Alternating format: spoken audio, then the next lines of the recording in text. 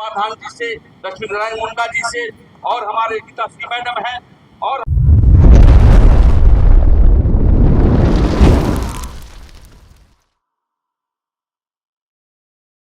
क्या मानते हैं आप ये सब? मानते हैं, क्योंकि जिस तरह से मछली को पानी से अगर हम अलग कर देंगे वो छटपटा के मर जाएगा, उसी तरह से आदिवासी को अगर हम जमीन से बेदखल कर देंगे तो हमारी जीना ही दुश्वार हो जाएगा। इसलिए महामहिम से हम आग्रह करेंगे कि हम 8वीं अनुसूचित क्षेत्र के सभी आदिवासी मूलवासी के लिए आप बाप के समान है, आप संरक्षक है, आप हमारे भाषा, संस्कृति, रीत दस्तूर, जीवन मरण, रोजगार, सब कुछ का आप संरक्षक है। आपको इस पर आगे आके लेकिन आज तक इस दिशा में कोई ठोस कदम आपके तरफ से दिखा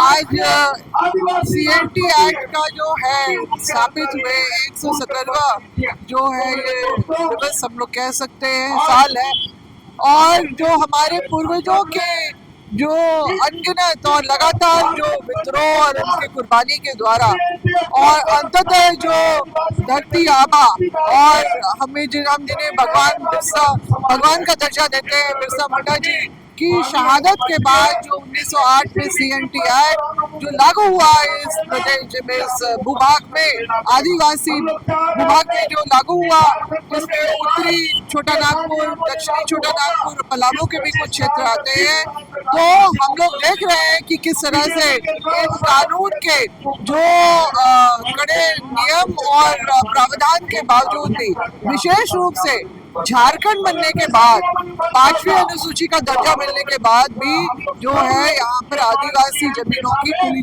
लूट हो रही है। और जब से ऑनलाइन जो आपकी रसीद कटनी शुरू हुई है उसके बाद से तो जो खेल शुरू हुआ है उसके तो जो है अनगिनत हमारे पास प्रमाण है, जिसमें आदिवासी रैयत है और पंजी 2 में किसी गैर आदिवासी का नाम चढ़ जाता है। तो इस तरह की बातें हैं, लोग मारे मारे फिरते हैं और इसी में शासन को अपनी कड़ाई का जो है जो जिस तरह से कड़ा रुख लेना चाहिए, ताकि आदिवासी राज्य में अगर आदिवासी की जमीन नहीं बचेगी तो इससे बड़ी परिकल्पना क्या हो सकती है। नित नए जो बड़े बड़े जो परियोजना इस राज्य के विकास के नाम से आ रहे हैं। आपका ग्रेटर रांची का प्लान जो है, उसके अलावा उसमें कई मौजे वगैरह का जो अधिग्रहण करने की बात हुई है, 365 या 65 जो एकड़ जमीन, जिसमें आपका HEC की भी जमीन जो जाएगी, और इसके अलावा जो है आपका रिंग रोड है, एक पहले ही पुराना बना हुआ है, उसके ही रख रखाव कर लिया जाए, मगर आउटर और इनर रोड, रिंग रोड आखिर किसके लिए बनेगा? अब बनेगा तो आदिवासियों की ही जमीन जाएगी, आदिवासी ही उजड़ेंगे, वही विस्थापित होंगे। कहते हैं लोग कि मुआवजा तो मिलेगा, मगर मुआवजा की राशि आपको पता है क्या होती है? सरकारी रेट में क्या मिलेगा और मार्केट वैल्यू से कितनी जमीन खरीद लेंगे? बहुत कम होता है, और मार्केट वैल्यू जो आपका हमेशा बढ़ा रहता है। तो उसमें जो जितनी भी राशि मिलेगी वो अपनी कुछ जरूरतों में खर्च करेगा, उसके बाद उसके हाथ में क्या, एक बार जमीन उसके हाथ से चली गई तो फिर वो वापस नहीं होने वाली है। तो इस बात को समझते हुए हमारे जो इतने भी लोग हैं अभी गांव में बैठे हुए लोग, वो लोग भी इस बात को लेकर आतंकित हैं और मतलब उनको ये इस जो नुकसान का भी आभास हो गया है।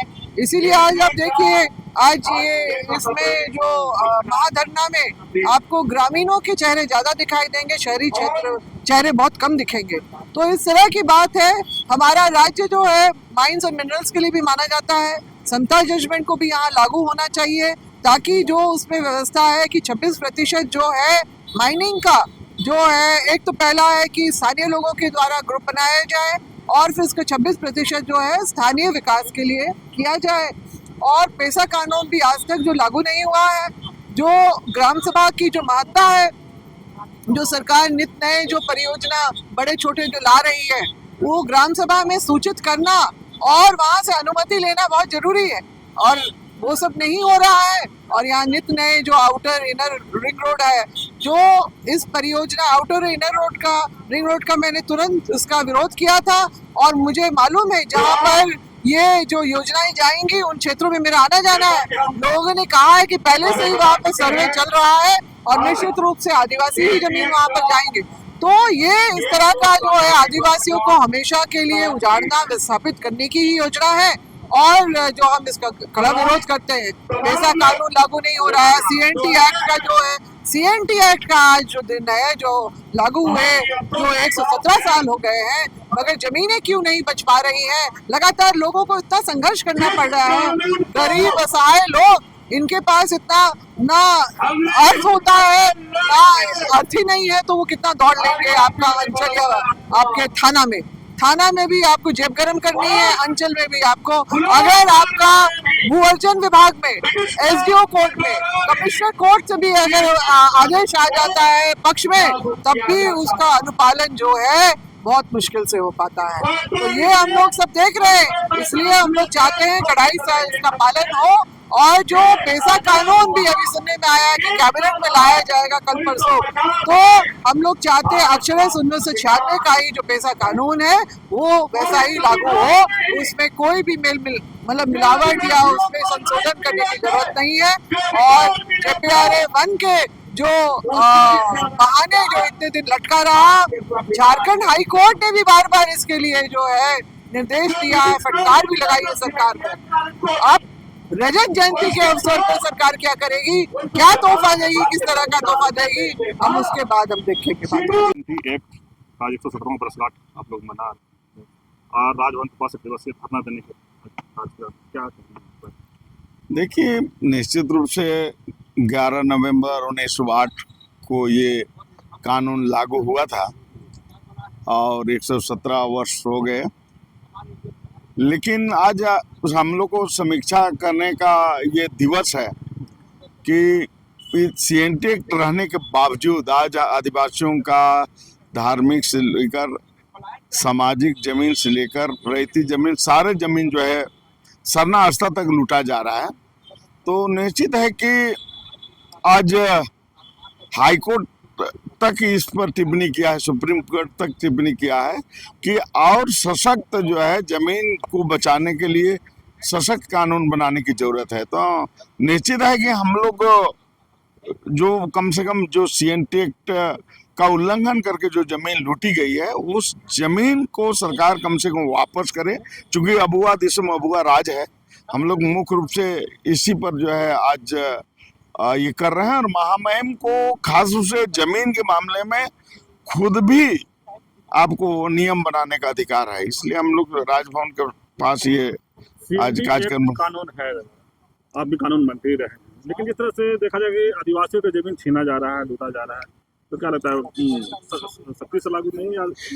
देखिए, निश्चित रूप से इसमें हमारे समाज के भी बहुत सारे लोग दलाल लोग हैं।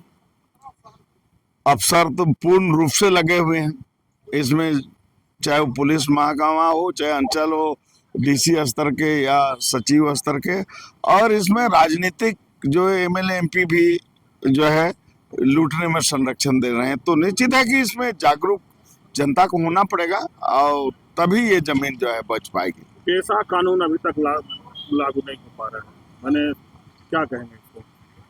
देखिए, ये तो बहुत दुखद बात है कि इस राज्य में 25 साल में करीब 20 साल तक आदिवासी मुख्यमंत्री रहा हूँ, जहाँ 9 साल तक बीजेपी में आदिवासी मुख्यमंत्री रहा हूँ और यहाँ जो है 11 साल से आदिवासी मुख्यमंत्री इंडिया गठबंधन में। उसके बाद भी पेशा जैसा नियमावली नहीं बन पाना, जबकि इनका घोषणा पत्र में 2019 में भी था, 2024 में भी था। तो बहुत दुर्भाग्य की बात है कि अबुआ दिसम अबुआ राज करने वाले लोग भी जो बहुत उम्मीद के साथ जो है पेशा नियमावली बनाया गया था, इसको भी आज लागू नहीं हुआ। अगर यह लागू होता तो निश्चित है कि ग्राम सभा बहुत मजबूत होता है। जो आज जमीन भी जो लूट हो रही है, ग्राम सभा में हम लोग प्रयास कर रहे हैं सारे लोग कि भाई कम से कम जो भूमि अधिग्रहण हो तो उसमें 75% जनता का सहभागिता, उनका सहमति जरूरी है। दूसरा, गलत ढंग से हड़पी हुई जमीन को ग्राम सभा को वापस करने का पावर मिले। और दूसरा, जो 46 के तहत जो खरीद बिक्री है उसमें भी ग्राम सभा एनओसी दे। इस तरह की चीजें हम लोग चाहते हैं, तो उससे निश्चित है कि जमीन का जो लूट हो रहा है इसमें रोक होता। दादा, आप पूर्व मंत्री रहे हैं, अगुआ भी हैं, आदिवासी बुद्धिजीवी भी हैं, कि अब अगुआ सरकार को कैसे देख रहा है? 25 साल पूरा हो गया झारखंड। देखिए, इसमें फिर पेशा वाला में ये बोलेंगे कि निश्चित है कि आज सरकार के संरक्षण में बालू माफिया, गिट्टी मिट्टी का माफिया, जमीन का माफिया चल रहा है। तो निश्चित है कि दलाल लोग, हमको ये लगता है जो माफिया लोग हैं, यही लोग सरकार को जो है चलाने का प्रयास कर रहा है। और जहां तक 25 वर्ष का युवा झारखंड, जो हमारे बाप दादाओं ने जो देखा था सपना, जिसके लिए समझे कि हजारों हजार लोग कुर्बानी दिया, लेकिन उस सपने के अनुसार तो हम लोग कुछ भी नहीं दिख रहे हैं। अगर भ्रष्टाचार देखें तो निश्चित है कि इस देश में बहुत ऊपर है। शिक्षा के क्षेत्र में कुछ भी नहीं है। रोजगार जो है 15,000 20,000 के लिए लोग जो है जब बाहर जाने का जरूरत पड़ रहा है, तो आज हमारी बेटियां जो है बड़े बड़े शहरों में पलायन कर रही है। इस तरह के बहुत सारे भ्रष्टाचार उतने ही है, यहाँ बलात्कार भी उसी तरह के हो रहे हैं। तो राज बनने के बाद क्या हुआ? सारे चीज ज्यादा लूट हो गया, ज्यादा जल जंगल जमीन। जब बिहार था तो हम मान सकते हैं ज्यादा सुरक्षित था, लेकिन आज झारखंड बनने के बाद हर चीज लूट हो गया। राजधानी यहाँ आ गया, अगर यहाँ राजधानी नहीं आता तो हमको नहीं लगता इतना लूट होता। तो इसलिए हमको तो यही महसूस, मेरा व्यक्तिगत, चूंकि हम लोग दोनों देखे हैं, बिहार भी देखे हैं, यहाँ भी देखे हैं, हाँ, इसलिए शायद अलग राज्य नहीं होता तो इतनी लूट नहीं होती, ऐसा मेरा व्यक्तिगत मानना है। चलिए, अभी आप सुन रहे थे पूर्व मंत्री देव कुमार धान की बात। जिस तरह से कह रहे हैं कि हम झारखंड भी देखे, बिहार भी देखे, लेकिन जिस तरह से बिहार में भी अगर कहें तो जल जंगल जमीन लूट, तो झारखंड बनने के बाद भी कमा नहीं है। और देखिए, आज उसी कानून के तहत सीएनटी एक्ट कानून का जो 117वां बरस हुआ है, उसके लिए आदिवासी समाज मोरवादी में एकजुट हुए और राजभवन के पास 1 दिवसीय धरना देंगे।